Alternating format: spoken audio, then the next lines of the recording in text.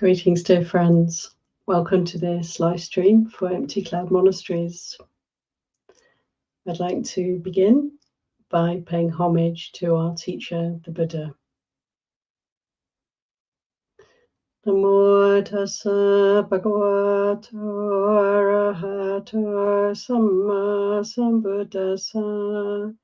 Namo tassa bhagavato arahato samma sambuddhassa.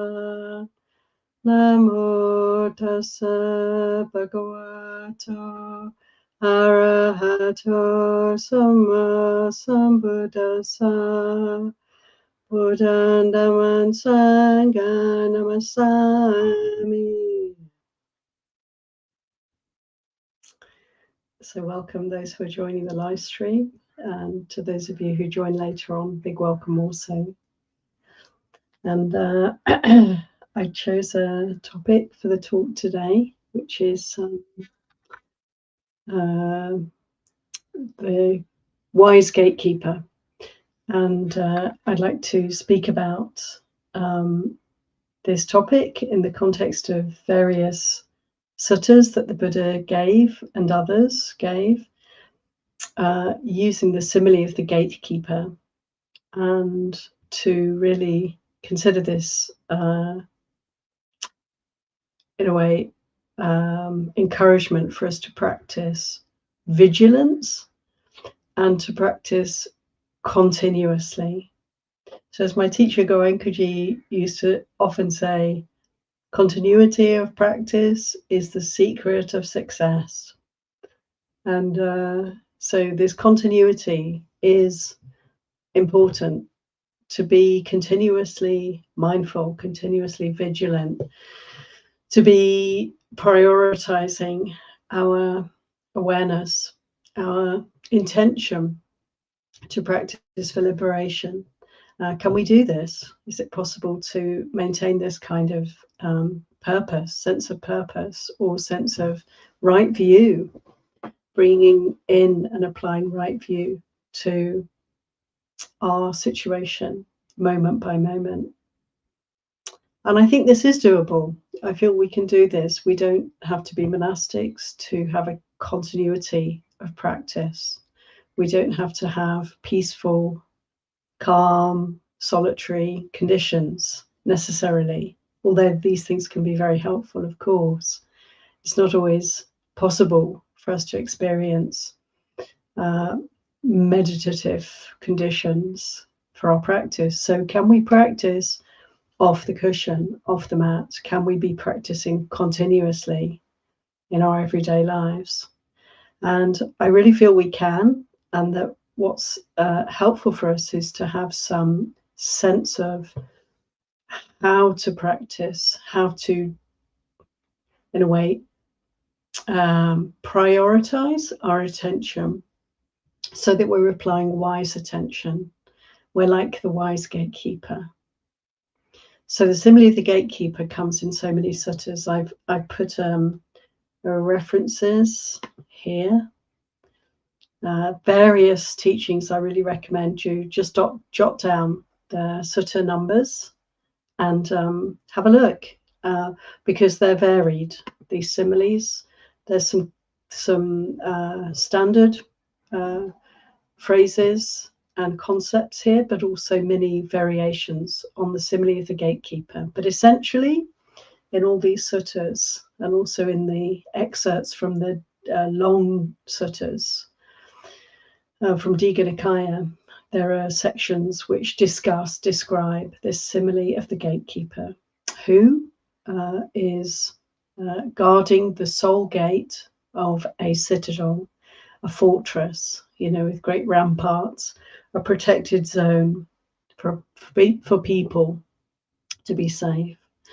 And the gatekeeper's job then, of course, is to watch constantly, to see who's coming in and who's going out, what is coming in and what is going out of the gate, the only entry point. So there is a necessity to gauge and see what should be allowed in and what should not.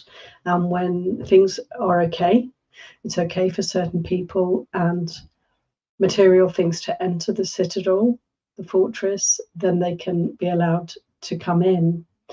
But if there are unsuitable people or material goods, they must be kept out. And so this watchfulness, so that even a cat, an animal, small animal, will be noticed if they scuttle in or scuttle out of the gate. So this is the simile. The simile is the encouragement to be like a gatekeeper, and to, in many of these suttas, the advice is to keep the hindrances out, keep out the enemies to our practice, keep out desire and aversion, keep out sleepiness and restlessness, keep out doubt. But I think we can enlarge on this really and consider, how to be a wise gatekeeper, how to maintain our practice wherever we are, whatever we're doing, and not to feel that this isn't possible, to consider how we can do this, and to consider how, if we're trying to maintain a continuity of practice, how we can improve on this and really be grounded in the Dharma, really be centered in the mindfulness practice. So I think to start with, it's almost like the Buddha's gradual path teachings, which come again and again in the suttas, how to practice. Number one, to start with what helps us to maintain our vigilance, our ability to be a watcher, to guard the gate, is to live a wholesome life. So this is really crucial, and the first and most important step in maintaining continuity of practice, right? So to avoid any harm of any kind is to avoid any kind of agitation in the mind, the kind of agitation that we experience where there's remorse in the mind because of something we've said or done, or even something that we've allowed ourselves to proliferate on in the thinking. So this is the first and most important aspect for us to consider, how to be peaceful and calm enough that we can maintain our vigilance, we can maintain our mindfulness. So to keep the precepts, of course, and to keep investigating how we're practicing with the precepts, seeing how we might be able to refine our speech, our behavior, see how quickly we can notice when our thoughts are unskillful, harmful in any way, and find ways to move away from those ways of thinking, to turn the mind in other more skillful directions. So this really is number one, for the gatekeeper to have a virtuous heart, so peaceful, so calm enough to be able to maintain their watchfulness. And then we can consider the Buddha's teachings on simplicity, renunciation, part of right intention. So to be willing to simplify the way we live, the way we go through our days, the way we relate to our spaces that we inhabit, can we simplify, make things as clutter-free as possible, in terms of where we live, the rooms that we inhabit, the spaces we inhabit, let them be clean and spacious and open and bright and uncluttered. Because the spaces that we live in are like a reflection of our minds, our hearts, aren't they? And so if we have a sort of openness and clarity around our living spaces, so this helps us to be less attached, to be holding less, to be less cluttered in our minds and hearts. And then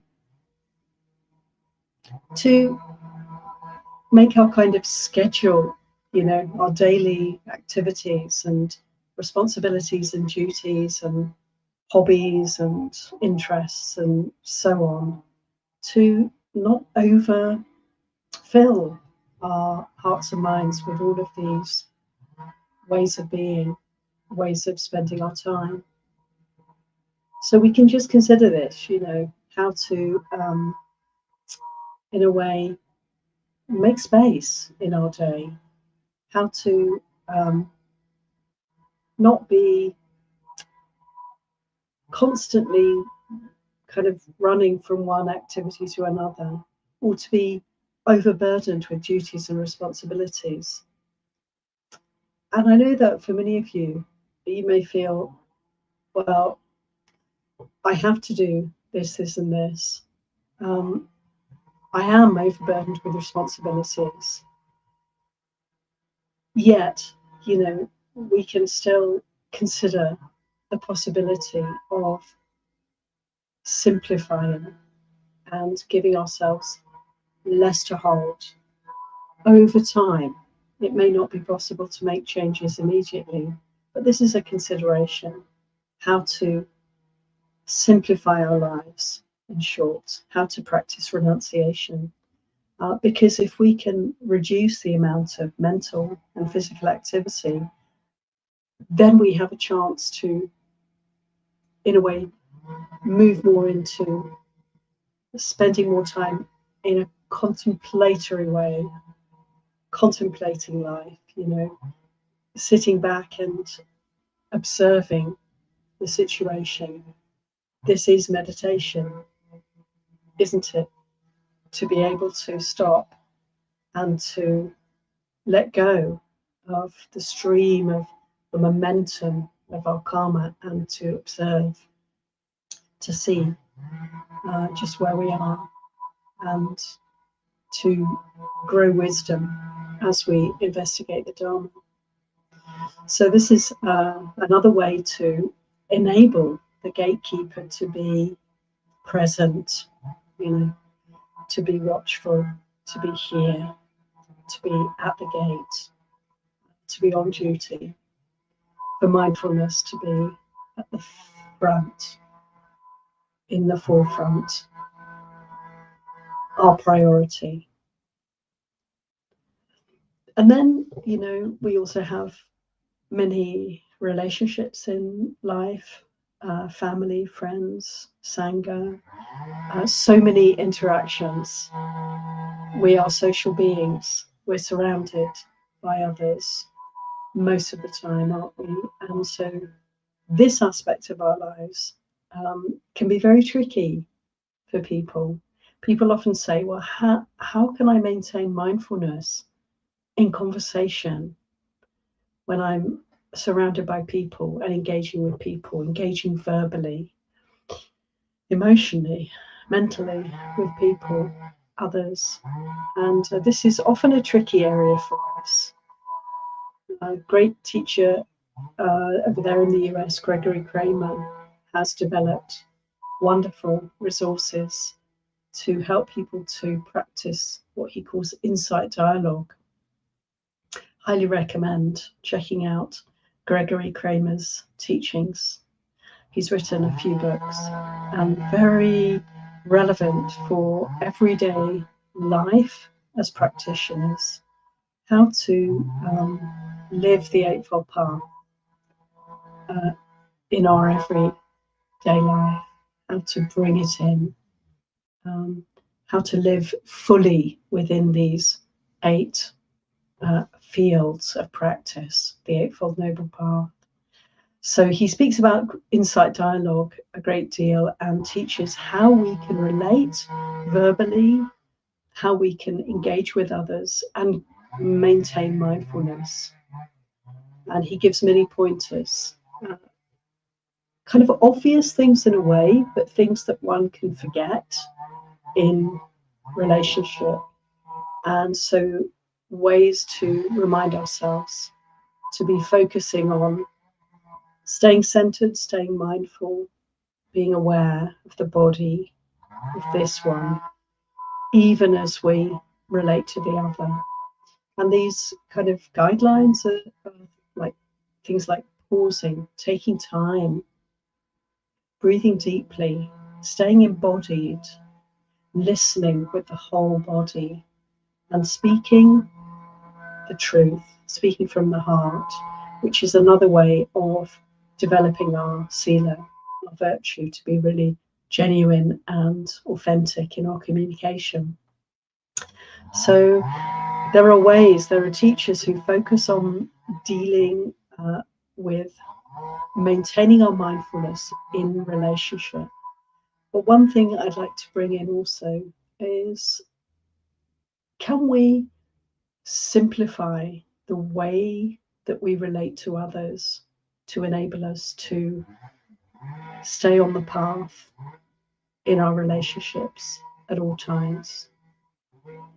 What comes to mind for me are the four Brahmaviharas, because if we are focusing on maintaining a heart of loving kindness, compassion, well-being, and peacefulness, these four Brahmaviharas, if we are operating in the world in these four modes, then our relationships are very straightforward, are very simple.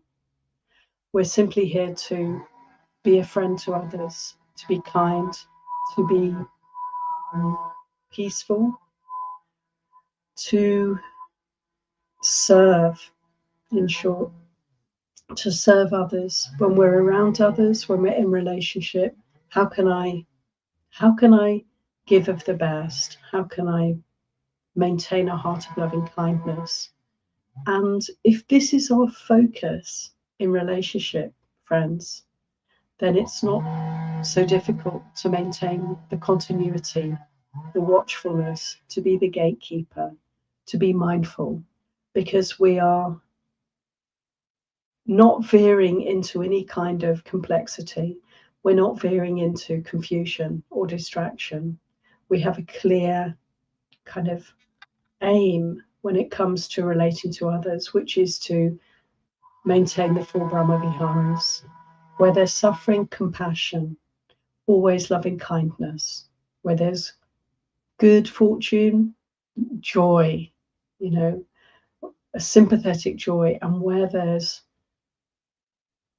any kind of disturbance or offense or, you know, difficulty, to maintain equanimity, to be patient, to be peaceful. If we have this kind of, if our compass is set in this direction of practicing the four Brahmaviharas in relationship, then it's like having a simple, spacious home, or having a uncluttered day. This is a way of practicing simplicity around others, around relationship. And so again, we can focus then on being practitioners, on practicing for liberation, and not allow anything that's going on around us to throw us off course.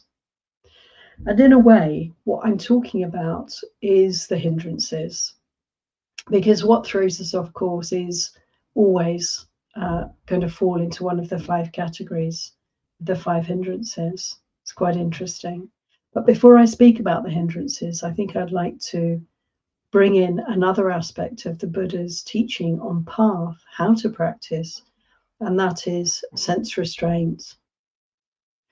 So again, it's like simplicity in our spaces, in our schedules, in our relationships. Can we also simplify the input, the relationship we have with the world at large. The seeing, hearing, smelling, tasting, touching, and also thinking. Can we simplify the activity in these sense spheres? Because the Buddha, for sure, has advised again and again that we do so. Why? So that we can have some space, so that we have some peace, so we have some ability to reflect on our lives rather than being immersed in them. So sense restraint is something to always consider. And I'm just reminded of, like, in Britain, we have, the royal family, Buckingham Palace in London,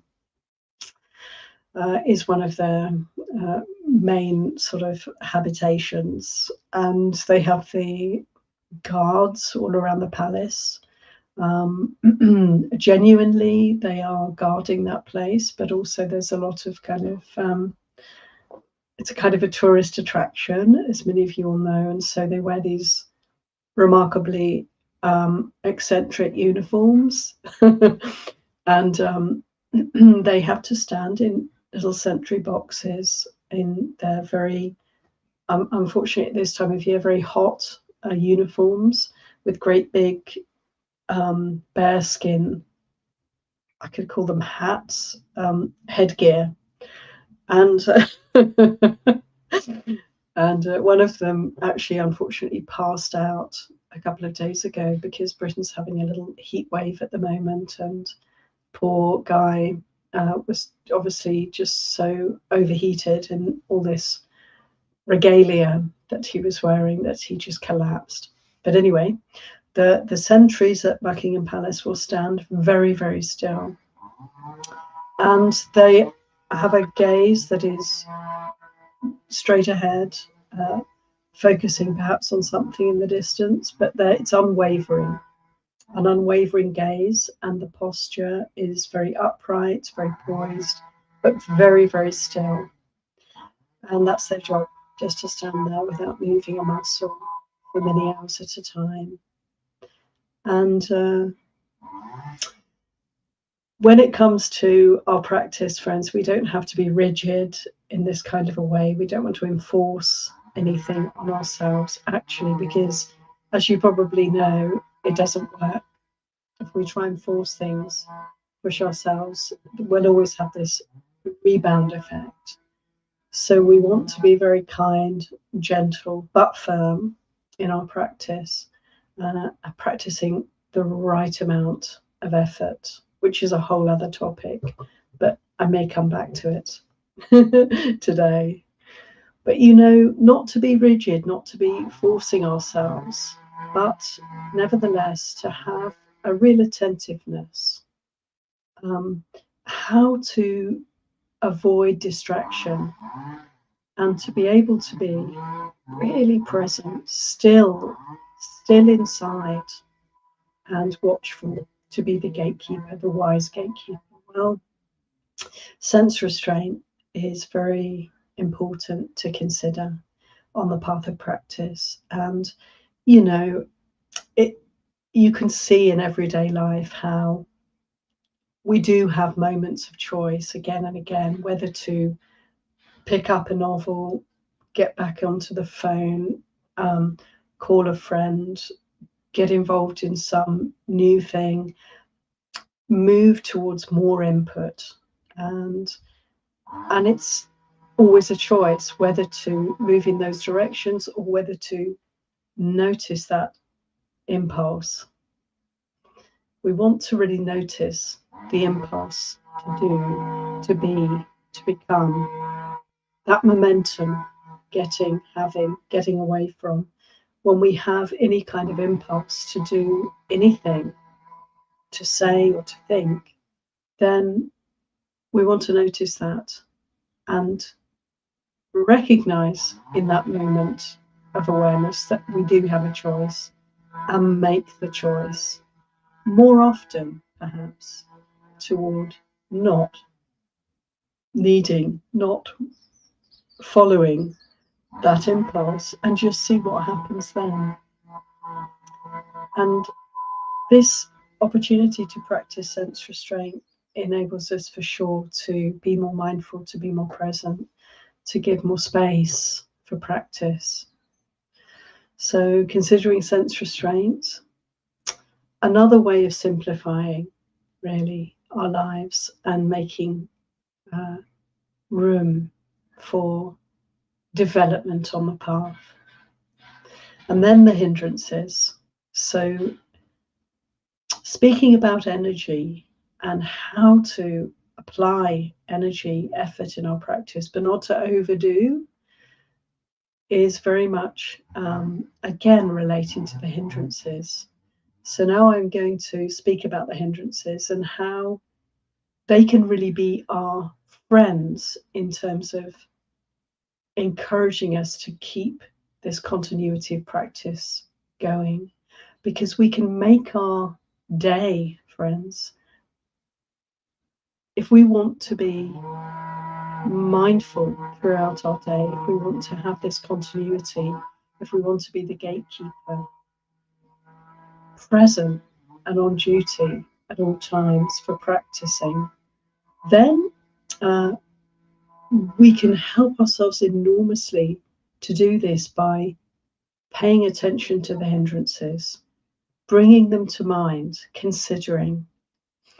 So when we look at the 5 hindrances, we can get to know them well, consider them. Sense, desire, aversion, restlessness, sleepiness or slothfulness, and doubt. Get to feel them when they arise. How does it feel?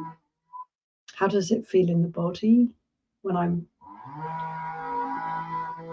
noticing there's something I want and I have this impulse to move towards it, whether it's mentally or physically or through speech. When I notice that, how does it feel when I'm wanting something? What does craving feel like?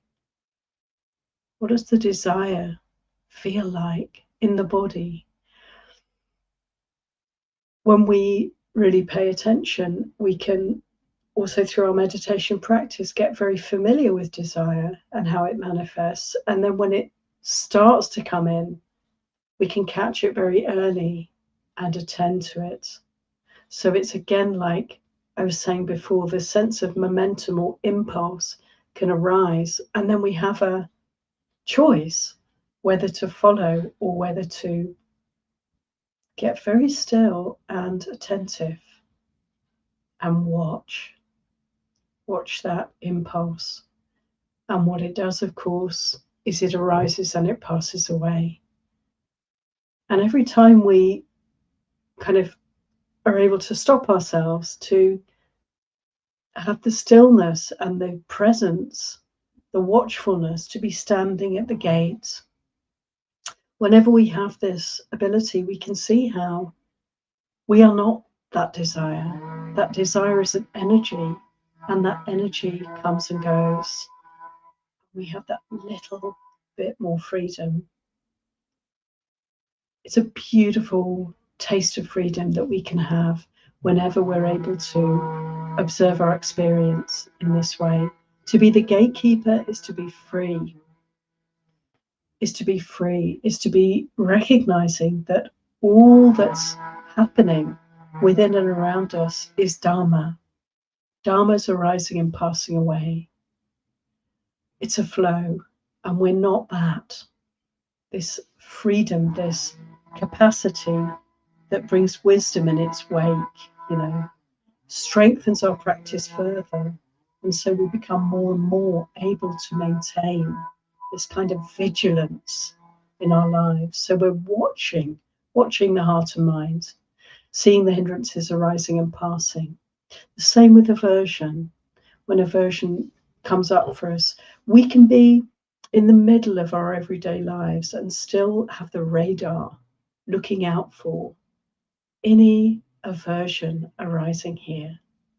And we can notice, when we really switch on to the desire and aversion coming and going in our hearts and minds, this is something that's happening all the time. I like, I don't like, I want, I don't want. It can be very subtle, but it's almost arising in every moment. Everything we see, hear, smell, taste will have a perception, and there will be some feeling that's pleasant or unpleasant. Often can be neutral, but often there's a subtle liking or disliking that immediately arises. We're adding that to the experience, and there's this movement for or against, towards or away from. If we can get really observant and notice this, we're awake in our day, in everything that we're doing, just to see, sitting at work, doing something, or having a conversation with someone, to have the radar for aversion or desire, to see. And as soon as they arise, these hindrances are present, to then pay attention to the body, to feel what's happening, to notice the breath. What is the flavor of aversion? How does it manifest? And so we can get very interested in our reactivity. And when we're interested in our reactivity and we're paying attention, we're watchful of it, then we're not that. We're not overwhelmed by that. Mara doesn't get a look in. We are able to see, experience, know that this is not who and what I am. These are hindrances. And what do hindrances do? When they're spotted, when they're seen, they get very shy. They don't like to be seen. It's like, Mara, I see you. And when Mara is seen, Mara will just scuttle away. They will not have any strength, any continuity. Our continuity of practice, our continuity of mindfulness will defeat any continuity of these hindrances. They just can't withstand. It's like turning the light on in a dark room. The darkness is gone already. So to hindrance spot is a wonderful way to maintain constancy in our practice, to be vigilant, to be the gatekeeper 24/7, unless we're in deep sleep. So speaking about energy, there are these two other hindrances of too much energy, too little energy. And this is something, again, that we can observe moment to moment. And it's a wonderful way for us to be awake and practicing. So just to notice, and we can do this at any point, what is the energy like? Is there too much? Is there too little? The Buddha gave a couple of really wonderful similes to help us to really focus on this. For the musicians, there's the simile, isn't there, of the tuning of the lute or the guitar or the violin, tuning the instrument, and the string, of course, needs to be just so, not too tight, not too loose, to get just the right note, the right pitch.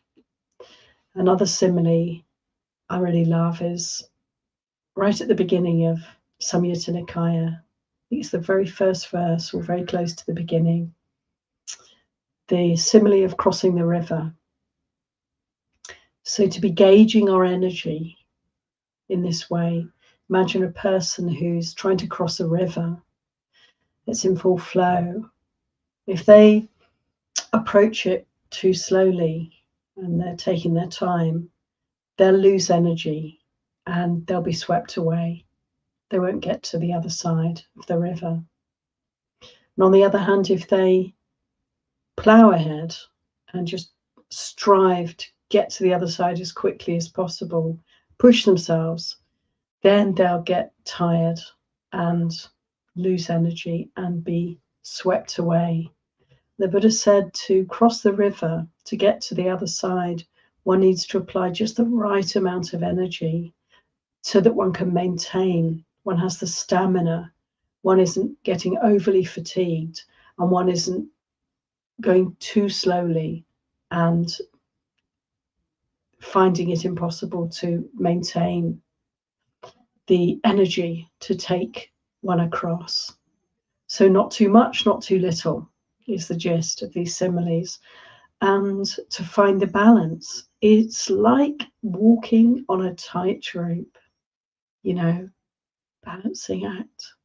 We cannot afford really to lose attention, to be distracted even for a second, or we're liable to fall. And when we consider right effort, this energy in this way, it is a way of keeping our mindfulness very sharp, very bright, very present. Because there's always something to experience in this way. We can always see how the energy is fluctuating. And there are kind of two ends of the spectrum, which are the hindrances of sloth and restlessness. You know, if the energy is really low, of course, that's obvious to us. If we're really agitated, that can be obvious too. And we can apply the remedies that the Buddha gave us for these very obvious imbalances of energy, of effort. So, you know, for sloth, of course, we energize physically moving and opening the eyes and splashing cold water on the face. But actually, to energize, it's obvious there are so many ways we can do that.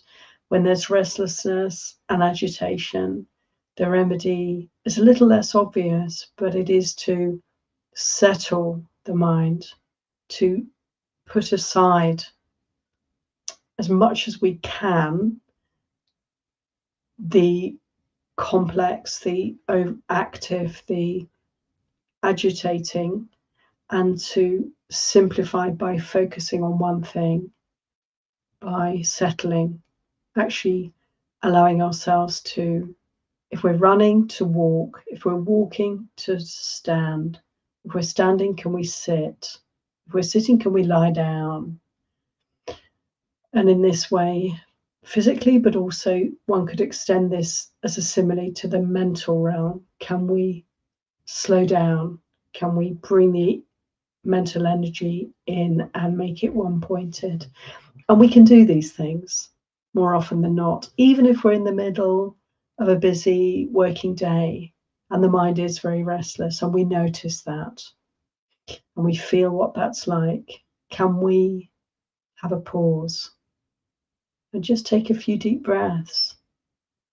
Look out of the window, look at the sky. We can do that. These ways to correct energy imbalance can take but a moment. Doable wherever we are, whatever we're doing. We can take these micro pauses, or we can energize if we're feeling that our mindfulness is really sluggish. We're just not awake. So the first thing, of course, is to notice, and we can do this. We can hindrance spot, and we can notice what the energy is like. We can notice whether desire or aversion are present for us. And throughout our day, we can be doing this, gauging, watching. So the gatekeeper, the wise gatekeeper, is a hindrance spotter. And in this way, the practice remains, you know, very sharp, alive, vibrant. The other hindrance of doubt is something we can be aware of too, that comes up from time to time. The loops of thinking, the obsessions. There's the obvious doubt of questioning the path of practice and how we're practicing, there's that. But there's also ways in which the mind can get really caught up and confused by obsessive ways of thinking. To notice that in our day, if we're getting caught up, if we're obsessing about anything, if we're worrying about anything, and it's just going on and on and on, we're not really getting anywhere, there's a cyclical way of thinking. To notice and to come back to the body and feel what's happening. And as soon as the attention moves into the body and feeling, we're letting go. That cycle, that obsession has no place there. So to enable ourselves to counter, you could call it overthinking in our day when we're in our heads, you know, can we remember the body? Can we ground ourselves? Again and again in our day, this is a call for us. In our societies, in our human relations, we're in a collective mode of living in our heads, I would say. And meditation is a vital tool to help us to live more fully, to be more aware, to let go of all the confusion, distraction, and also delusion of living in our heads. So we can really help ourselves and everyone else around us by grounding, being here, being embodied, paying attention to the body. This way of practicing, continuity of practice, be embodied, be aware of the body, be aware of some aspect of physical experience, feeling experience, because it is such an anchor for our mindfulness, for our practice. To be able to be present is to be embodied. And so this way of encouraging embodiment, mindfulness of the body, mindfulness of the breath, actually really is a way in which we can work with all the hindrances. Because when we're aware of the body, our energy will tend to find its balance. Desire and aversion will fall away because we're catching the feeling of these hindrances as it arises and not being swept up in these forces. And doubt is remedied because we're no longer living in our heads.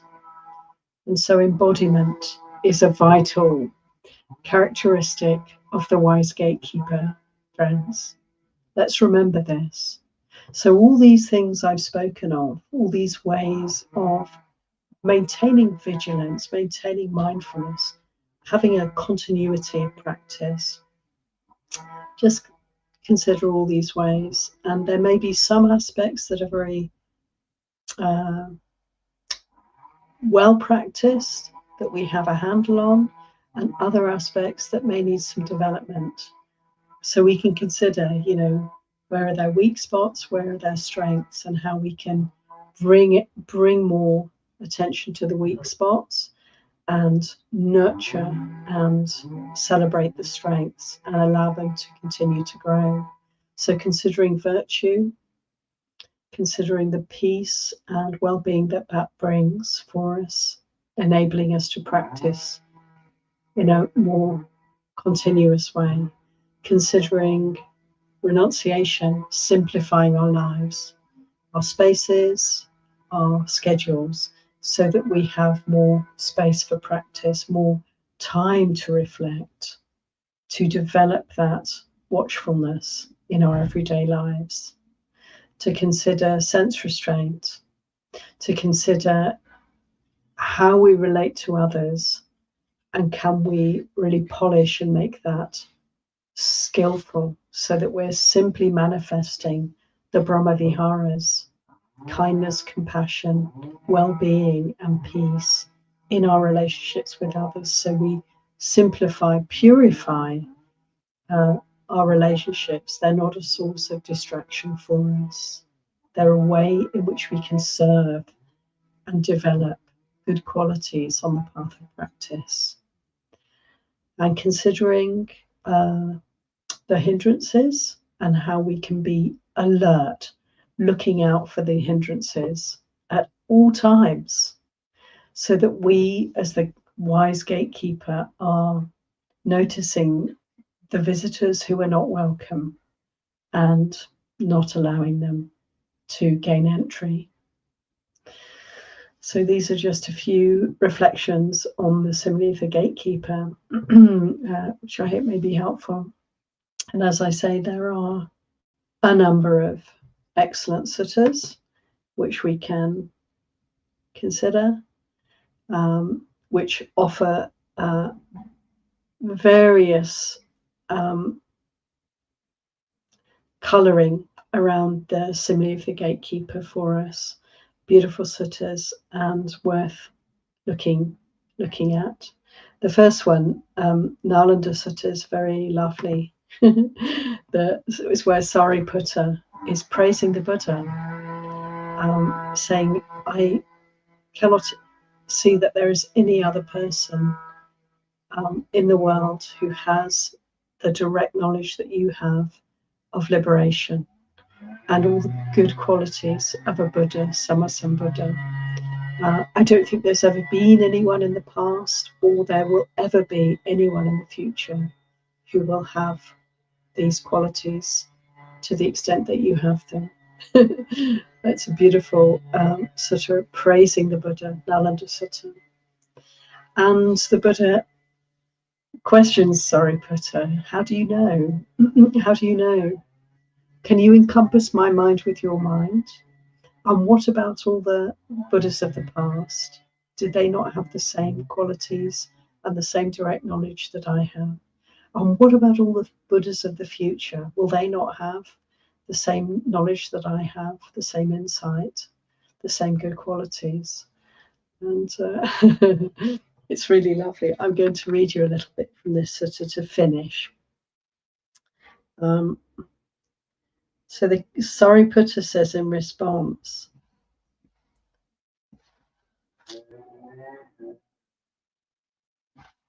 he says, Sir, although I don't comprehend the minds of Buddhas past, future, or present, still I understand this by inference from the teaching. And then he gives the simile. He says, suppose there was a king's frontier citadel with fortified embankments, ramparts, and arches, and a single gate. And it has a gatekeeper who is astute, competent, and intelligent. They keep strangers out, and they let known people in. And as one walks around the patrol path, the gatekeeper doesn't see a hole or a cleft in the wall, not even one big enough for a cat to slip out. And they think, whatever sizable creatures enter or leave the citadel, all of them do so via this gate. In the same way, I understand this by inference from the teaching. All the perfected ones, fully awakened Buddhas, whether past, future, or present, they all give up the 5 hindrances, corruptions of the heart that weaken wisdom. Their minds are firmly established in the 4 kinds of mindfulness meditation. They correctly develop the 7 awakening factors, and they wake up to the supreme perfect awakening. The Buddha says, good, Sariputta. So you should frequently speak this exposition of the teaching to the monks, nuns, laymen, and laywomen. Though there will be some foolish people who have doubt or uncertainty regarding the realized one, when they hear this exposition of the teaching, they'll give up that doubt or uncertainty. So this is a very beautiful instance of the simile of the gatekeeper. And I'd like to recommend that you have a look at the others also. Ayya. So thanks again, those who are here for the live stream. Just going to have a look at the chat and see if there are any questions or comments to share with you all. Hello, hello everyone. I have a question here from Hema. Thank you, Hema. Is the gatekeepers similar to the concept of sense restraint? Yes, absolutely. Oftentimes in these similes, the gatekeeper is the representation of mindfulness, and the traffic that's coming in and out of the gate is a representation for the good qualities, the enlightenment factors, qualities such as our spiritual friends, faith, wisdom, energy, concentration, and mindfulness. These good qualities, for example, are the people or material goods that are allowed to come in or to stay inside the citadel.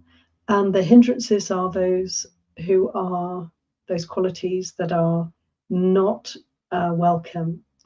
And so the gatekeeper is mindfulness that can discern what's arising and gauge how to relate to experience in skillful ways.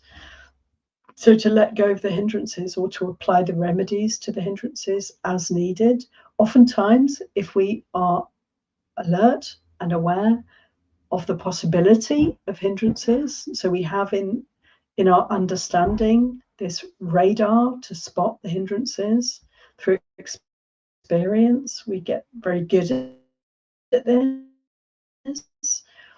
When we have this ability, sometimes that's all that's required, because we'll notice when desire or aversion, sleepiness or restlessness or doubt are beginning to arise in the mind. And in seeing them, they lose their hold on us, and we can observe these energies arising and passing away. So in the similes of the gatekeeper, this is most often the gist, the sense is the gatekeeper is mindfulness, watching for the skillful and the unskillful and discerning what is to be enabled and what is to be let go of. We're doing this, of course, friends, aren't we, all the time in our practice. It's almost like a natural development for us in our practice that wholesome qualities develop and unwholesome qualities lose their strength. But we can be aware of this process. And being aware of this process, again, is a way of developing a continuity of practice.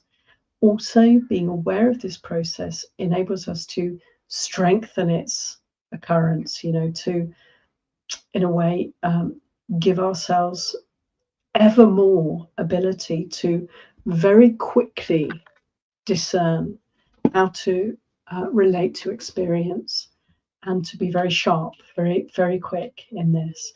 And really, all of this continuity of practice, gatekeeping, vigilance is about letting go. We want to be letting go, not holding to anything that arises. This attitude is really the right attitude to apply to all experience. With unskillful arisings, hindrances, for example, we want to let go just like dropping a hot brick. It's like instant refusal in a way to allow entry. The gatekeeper who firmly stands and will not allow any further movement of the unwholesome.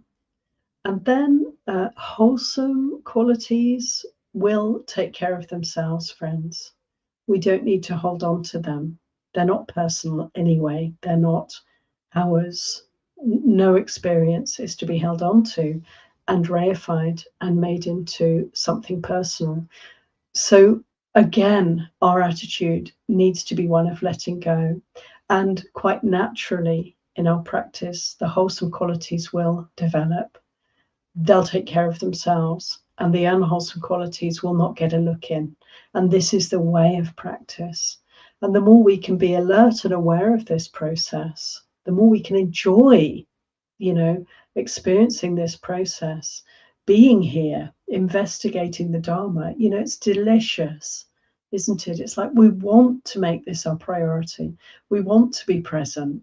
We want to be aware. We want to be developing on the path. We want to be moving toward Nibbana. We want to be letting go, not holding on to anything, seeing the suffering, in all things, seeing the unsatisfactoriness, seeing the not self, seeing the change in all things. And in this way, moving inexorably toward Nibbana. Thank you, Hema. So we just have 5 minutes to go. I'll just see. I have to be fairly swift, but I would love to share these very generous comments with you. Thank you, Rebecca. She says, towards the end of the day when I get tired, mindfulness gets weaker and I tend to shut down. Do you have any advice? I've been working on simplifying my responsibilities, which does help. Sadhu, yeah, good to simplify responsibilities. And how to maintain mindfulness when we're tired at the end of the day.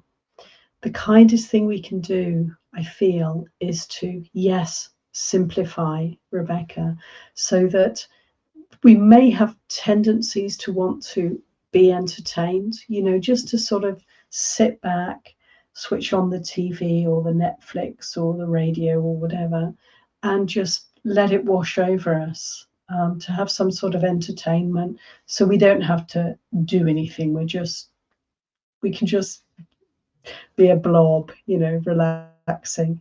And I would say that we do ourselves an enormous favor when we just do all of those things, but without switching on the sound, sight, sensory input. Just let that go and allow for peace. Allow for peace. So to just relax and relax in simple ways that enable us to maintain our continuity of practice, to sit and just look at the sky, look at nature, to meditate. There's always a benefit when we stop and sit and practice meditation in a gentle way. When we're tired at the end of the day, we can very gently just come into the body and wish the body well, just move the attention around the body and see where there's any tension, any unease. And then our heart will start speaking to us and telling us about the things that have been difficult in our day. They will emerge and we can listen, And so to have that time when we're not actually doing anything, but we are relaxing and we are, in a way, processing our day. This is the best way to spend our time. And the more we spend our time not doing anything in particular, but being present, the more we get into that. There's nothing we need to be doing. We can be with ourselves, with this mind and body, with this process, really, with this flow of Dharma. We can be with this. It's enough. It's more than enough. And to cultivate this willingness to come home and to experience the flow of Dharma and to let it be enough.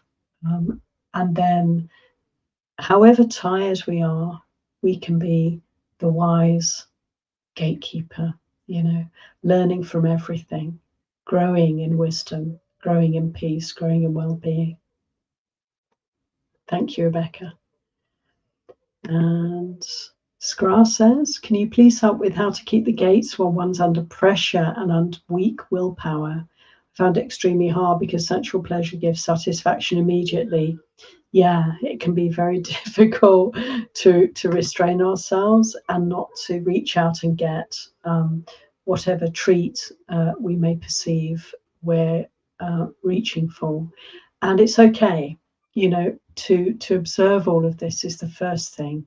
Wonderful, just to see Sarah, to see that process and to notice then, remembering continuity of practice, like don't lose the plot just because we've done something we may feel I've given in to desire, you know, and we may feel some sense of unease about that, or some judgment or something, and we can lose our mindfulness through that hindrance of aversion then coming on top. And so do what we do. We do what we do. Sometimes we give in to desire, or we allow ourselves to have and to take and to enjoy some treat. Be mindful of that, to maintain the mindfulness. Feel the effect. How does it feel when I have and I take?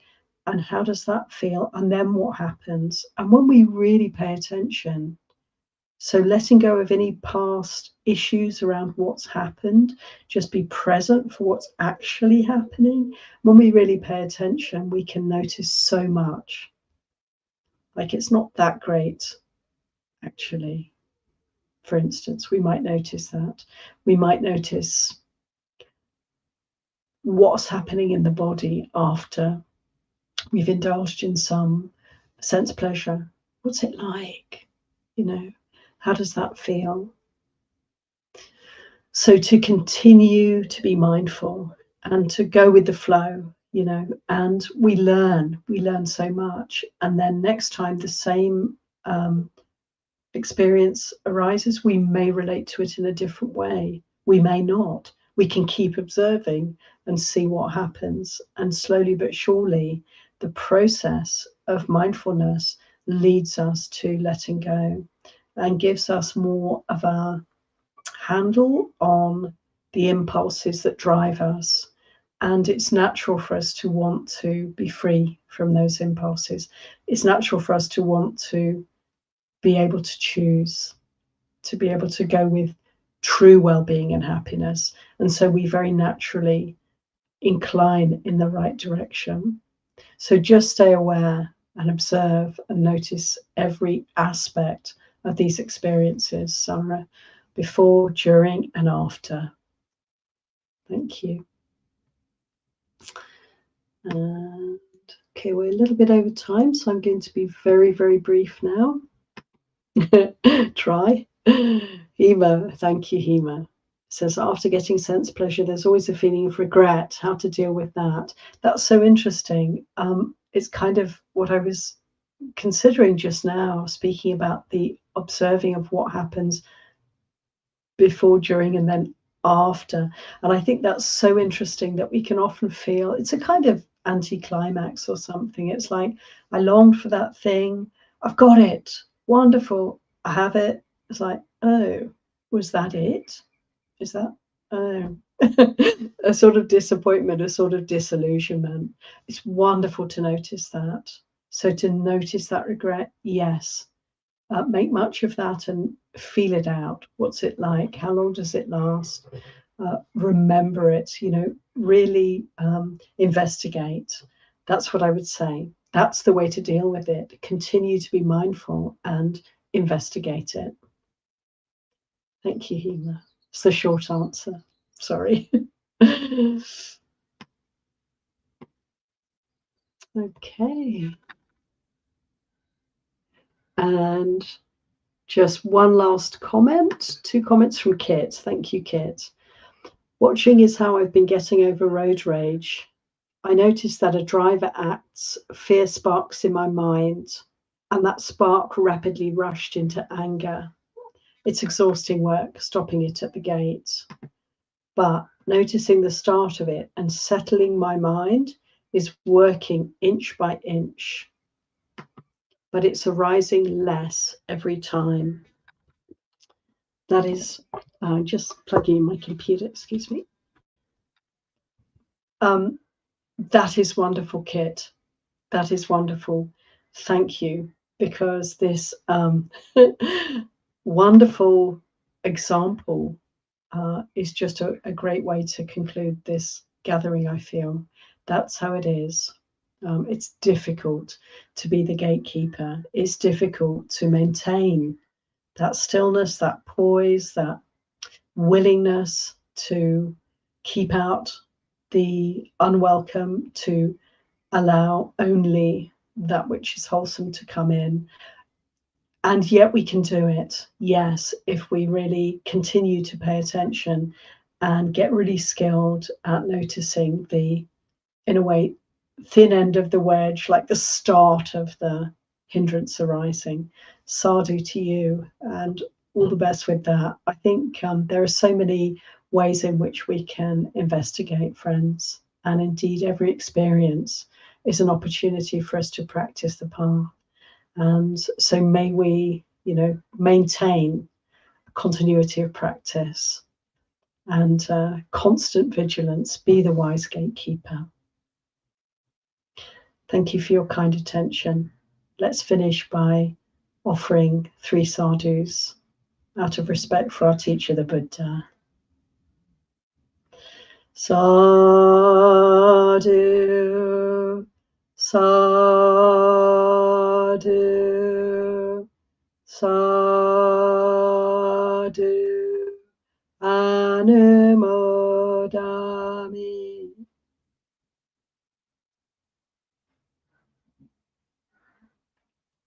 Thank you.